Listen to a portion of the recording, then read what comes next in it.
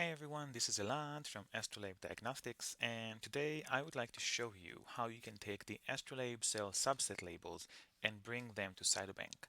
In other words, you can start your analysis with Astrolabe and then continue any type of single cell analysis you might want in Cytobank. And looking at the experiment page from Astrolabe, this is an experiment where the analysis was done, and you can navigate through the results using our online interface. So, for example, if you want to do differential abundance analysis, then you can do it right here and get all of the results and all of the statistics. However, it is also beneficial to do different types of follow-up analyses, such as looking at specific FCS files. In order to do that, Astrolabe offers an export called gated FCS files. And when you click on it, you're going to get a zip file. And this zip file has a whole bunch of FCS files. Each one corresponds to one of the files you uploaded to Astrolabe. They have a suffix .astrolabe.fcs. You can take these files and import them into Cytobank, which is what I've done here. And I'm going to switch to the Cytobank gating view to show you how to bring in the labels. So one of the channels that Astrolabe adds is called assignment. And this is just a bunch of numbers. Right now, Cytobank transforms it, which makes it look a bit weird. So I'm going to go to scales, and I'm going to switch down to assignment, and I'm going to turn it into linear and put the scale up to, let's say, 50. And then I'm going to close. And you can see how we have these different streaks. Each one of these streaks corresponds to a different cell subset. For example, if I put CD3 on the x-axis, you will notice that these streaks correspond to T cells and these correspond to non-T cells.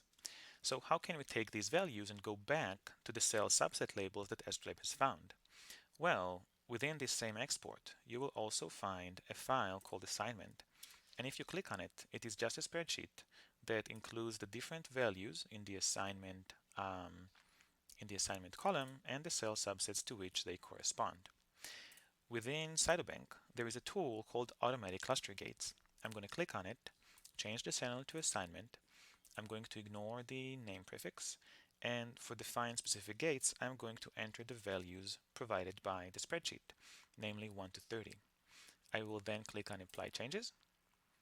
I need to give them a name, so here is the name.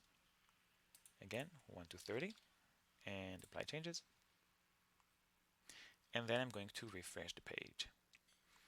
After I do that, you will see that I have 30 new gates within